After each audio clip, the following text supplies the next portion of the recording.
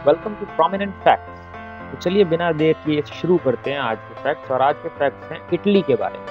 Fact number 1, central Italy में एक fountain पाया जाता है जो कि 24 घंटे जिसमें रेड वाइन बहती रहती है। ये जो फाउंटेन है इटली में कैल्डेरी डी ऑर्टोना एक जगह है, वहाँ पर पाया जाता है। और जनरली इसमें जो वाइन है उसमें से कोई भी पी सकता है, लेकिन ये मेनली कैमिनो डी सैन टॉमसो एक तीर्थ यात्रा वहाँ पर होती है, उसमें भाग लेने वाले लोगों के लिए जनरली बनाया गया। फैक्ट नंबर 2, जो इटली क्यूजीन है वो वर्ल्ड वाइड फैला हुआ है। इटली का जो खाना है, फूड है, वो पूरे वर्ल्ड में फैला हुआ है और स्पेशली देखा जाए तो यूरोप और यूएसए में तो सबसे ज़्यादा फैला हुआ है। फैक्ट नंबर 3, इटली में वर्ल्ड के सबसे पुराने कुछ यूनिवर्सिटीज़ में से एक यूनिवर्सिटी है जो आज भी चल रही है। इटली के कल्चर में एजुकेशन जो है वो बहुत ही इम्पॉर्टेंट रही है शुरू से ही, तो इसी वजह से लगभग 1000 साल पहले एक बोल्गोना नाम की यूनिवर्सिटी की स्थापना वहाँ पर हुई थी और जो आज भी वहाँ पर चल रही है। ऑफिशियली देखा जाए तो उसकी जो फाउंडेशन थी 1088 यानी 1088 में हुई थी। फैक्ट नंबर 4, इटली एक ऐसी कंट्री है जिसमें कई अलग तरह के लैंडस्केप आपको देखने को मिल जाते हैं। यहाँ पर बर्फ से ढके पहाड़ भी हैं, झीलें भी हैं, धूप से ढके बीचेस भी आपको मिलेंगे, आइलैंड्स भी हैं। मतलब कहने का मतलब हर तरह के लैंडस्केप आपको देखने को मिलेंगे। वर्ल्ड में ऐसे बहुत कम देश हैं जहाँ पर इतनी ज़्यादा वैरायटी होती है लैंडस्केप्स की। इंडिया भी उनमें से एक है। फैक्ट नंबर 5, इटली जो है यूरोप का 5वां सबसे ज़्यादा आबादी वाला देश है। लगभग 61 मिलियन निवासियों के साथ इटली यूरोप में आबादी के मामले में 5वें स्थान पर आता है। हालांकि लैंड एरिया की बात अगर आती है तो इसका स्थान 10वां है यहाँ पर।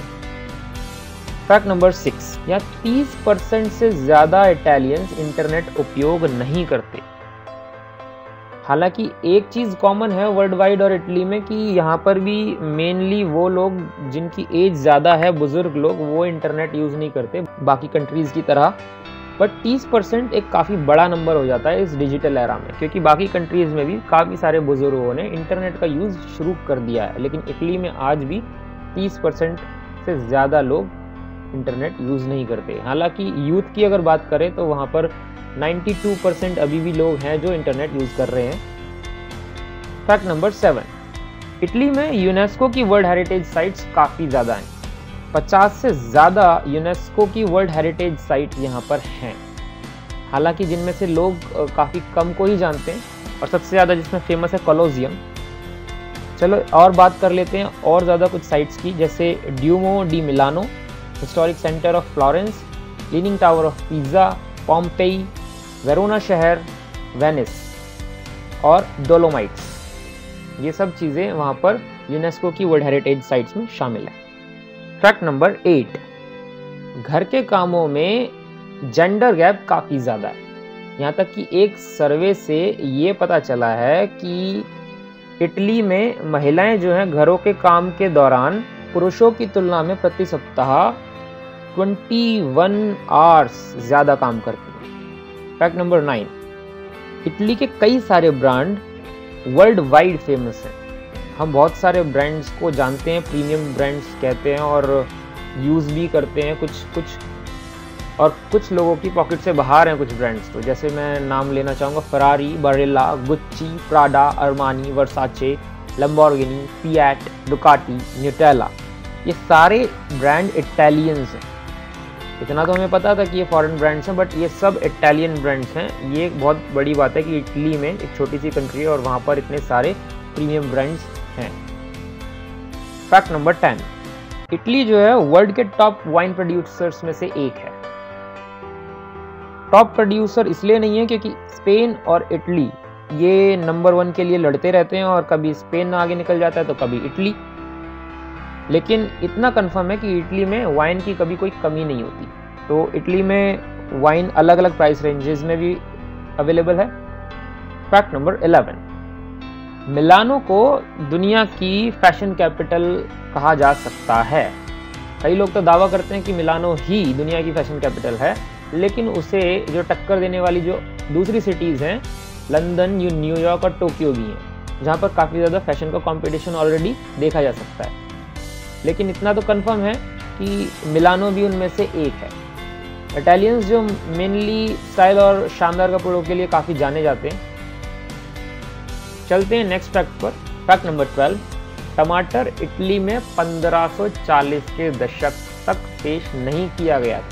जैसे आज की अगर डेट में बात करें तो इटालियन फूड, इटालियन क्यूजीन का एक इम्पॉर्टेंट पार्ट है टमाटो, लेकिन आज की उस क्यूजीन को देखकर कोई ये नहीं कह सकता कि 1540 तक इटली में टमाटर था ही नहीं। ये 1540 के बाद इटली में आया है। और इसी के साथ एक बोनस फैक्ट मैं आप लोगों को बताता हूँ कि पूरे वर्ल्ड में टमाटो का जो मेन प्रोड्यूसर है वो चाइना है, जो कि पूरे वर्ल्ड के टमाटोज का 44% प्रोड्यूस करता है। तो ये काफ़ी बड़ा नंबर है।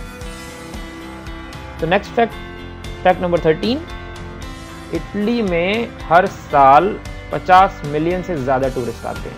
और आए भी क्यों ना, यहाँ पर इतनी सारी वर्ल्ड हेरिटेज साइट्स और इतने प्यारे प्यारे जो लैंडस्केप्स हैं वो पूरी दुनिया भर से अलग अलग टूरिस्ट्स को यहाँ पर आने को मजबूर करते हैं। ओके, चलते हैं नेक्स्ट फैक्ट पर। फैक्ट नंबर 14, इटली में नंबर 17 यानी 17 नंबर को अशुभ माना जाता है। जैसे बाकी कंट्रीज़ में मैक्सिमम देखा जाए तो 13 नंबर को काफ़ी जगह अशुभ मानते हैं, लेकिन यहाँ पर 17 नंबर को काफ़ी अशुभ माना जाता है। इवन इतना अशुभ कि कुछ होटलों में तो आप 17 नंबर की मंजिल को भी नहीं देखेंगे, उन्होंने 17 नंबर को स्किप कर रखा है। लेकिन एक और ट्रेंड है, जब खाने पर 13 लोग साथ में बैठते हैं तो उस चीज़ को भी यहाँ पर अशुभ माना जाता है। लेकिन 13 नंबर को सिर्फ इस ही चीज़ में अशुभ माना जाता है और किसी चीज़ में नहीं। और इसका रेफरेंस द लास्ट सपर के रूप में दिया जाता है। फैक्ट नंबर 15, इटालियंस जो है पास्ता खाने के लिए फोर्क यूज करते हैं विदाउट स्पून, जबकि बाकी देश में देखा जाए और जो ट्रेंड है पास्ता खाने का वो स्पून और फोर्क दोनों से साथ में खाया जाता है।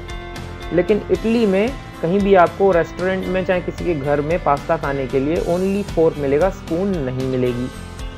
चलिए इसी के साथ मैं एक इंटरेस्टिंग फैक्ट आपको बताता हूँ कि सबसे पहले फोर्क का यूज़ भी इटली में ही हुआ था और वो भी पास्ता खाने के लिए ही इसका यूज़ किया गया था। और तब से सिर्फ फोर्क से ही पास्ता खाया जाता है, स्पून का यूज़ नहीं किया जाता। तो ये थे कुछ मज़ेदार फैक्ट्स इटली के बारे में। अगर आपको अच्छे लगे हों तो इस वीडियो को लाइक करें, चैनल को सब्सक्राइब करें और इस वीडियो को ज़्यादा से ज़्यादा लोगों को शेयर करें।